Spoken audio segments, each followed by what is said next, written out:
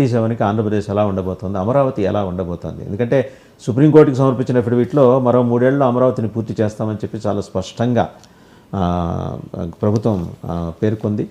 ఇప్పుడు స్వర్ణాంధ్ర అనేది అంటే పూర్తిగా ప్రొయాక్టివ్ అప్రోచ్ తోటి రాష్ట్రాన్ని ముందుకు నడిపించడం కోసం.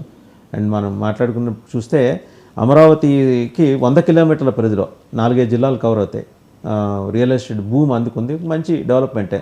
అందులో సర్వీస్ యాక్టివిటీని ప్రమోట్ చేస్తున్నారు ఒక పక్క సీఎం, మరోపక్క ఇన్ఫ్రా కూడా సైమల్టేనియస్గా ప్యారలల్గా నడవాలి. ఎందుకంటే అసంఘటిత రంగ కార్మికులకి భుక్తినిచ్చేది ఇన్ఫ్రా రంగం. సో ఆ ఉద్దేశం కూడా ముఖ్యమంత్రి రెండింటిని డెవలప్ చేయాలనే ఉద్దేశంతో ఉన్నారు. 2 విషయాలు ఇప్పుడు అమరావతి గురించి నిన్న మనం చర్చించాం. ప్రభుత్వం అలా అక్కడ అఫిడవిట్ ఇవ్వడం చాలా మంచిది. దానికి పూర్తిగా కట్టుబడి వేగంగా పూర్తి చేయడము, త్వరగా తక్కువ ఖర్చుతో అయ్యేవి తొందరగా చేయటము. 3వది రైతులకు ఈ ప్రయోజనాలు చేకూరాలి అన్నది ముఖ్యమైనది. నిన్న చంద్రబాబు కూడా ఆ మాట అన్నారు. కానీ ఇక్కడ ఒక చిన్న సమస్య మటుకు ఏమొస్తుందంటే ప్రపంచ బ్యాంకు దగ్గర అప్పు తెచ్చుకొని ప్రపంచ బ్యాంకు అప్పులతో చేస్తున్నారు ఇవి. సో ప్రపంచ బ్యాంకు కొన్ని షరతులు పెడుతుంది.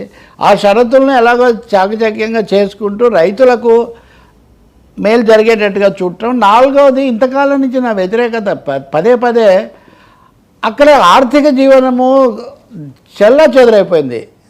వైఎస్ఆర్ ప్రభుత్వంలో జగన్మోహన్ రెడ్డి 3 రాజధానులు అంటాం అలా ఉంచి అక్కడ జరిగేవన్నీ ఆపేశారు. దాంతో భూములు ఇచ్చిన రైతులకు, అక్కడ భూముల మీద ఆధారపడిన వ్యవసాయ కార్మికులకు, చేతి వృత్తిదారులకు వీళ్ళందరికీ పని లేకుండా పోయింది. కాబట్టి అక్కడ ఆర్థిక కార్యకలాపాల పునరుజ్జీవం అనేది ఒక ముఖ్యమైన సవాల్గా ఉంది. అవి ఎంత తొందరగా చేస్తే అంత మంచిది. ప్రభుత్వం ఆ దిశలో ఉండటం స్వాగతించదగింది. మీరు అంటున్నారు ఇప్పుడు. అలాగే రియల్ ఎస్టేట్ ఫ్రెండ్స్ కూడా చెప్తున్నారు రేట్లు చాలా బాగా పెరిగాయని. నిజానికి అంతకుముందు బాగా పెరుగుతాయని ఇన్వెస్ట్ చేసి అప్పులు తెచ్చి వడ్డీలు కట్టిన వాళ్ళు కూడా చాలామంది తర్వాత ఇబ్బందులు పాలయ్యారు. ఇప్పుడు మళ్ళీ వాళ్ళు కొంచెం ఊపిరి పీల్చుకుంటున్నారు.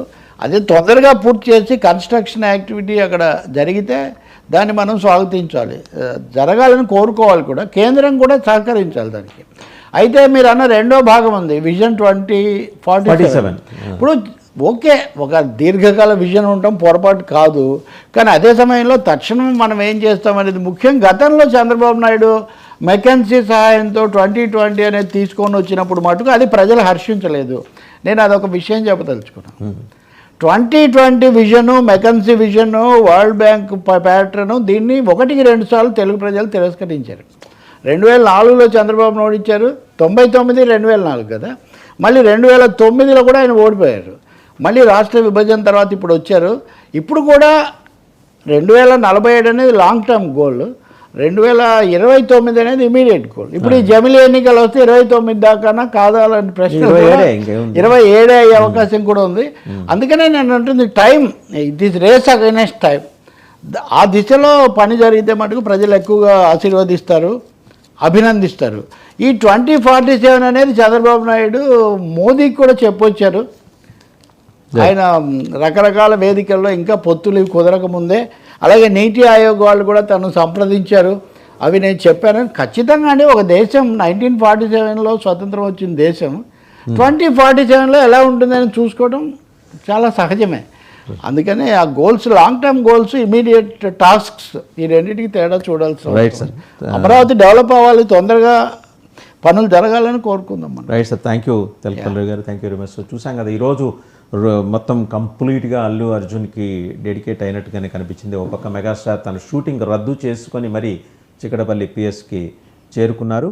అలాగే మధ్యాహ్నం 2:30 తర్వాత క్వాష్ పిటిషన్ మీద హైకోర్టులో విచారణ జరుగుతుంది. సోమవారం వరకు అల్లు అర్జున్ను అరెస్టు చేయవద్దని ఆయన తరఫున న్యాయవాదులు పిటిషన్లో వారి ప్లీ విన్నవించుకున్నారు. 2:30కి టేకప్ చేస్తున్నారు హైకోర్టు. సో 2:30-3:30 మధ్య దానికి సంబంధించిన స్పష్టమైన సమాచారం కూడా వెలువడే అవకాశం ఉంది. మరోపక్క అల్లు అర్జున్ అభిమానులు కూడా చిక్కడపల్లి పిఎస్కి చేరుకోవడంతో ఆర్టీసీ క్రాస్ రోడ్స్ వైపు మొత్తం కూడా ట్రాఫిక్ జామ్ అయిన పరిస్థితి.